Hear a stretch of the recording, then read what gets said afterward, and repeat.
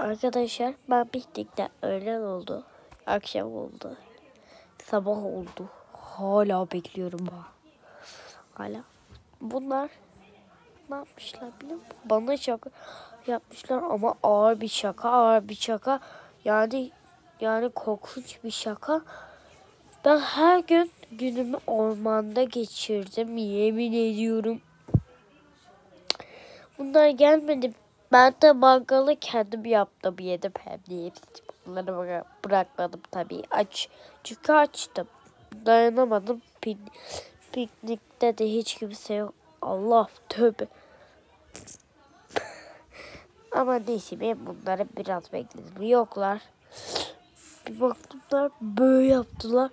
Kalbim oradan gitti. Bir baktılar ki şey yok, et yok. Esma kız bir şey nerede? Hepsini yuttum dedim.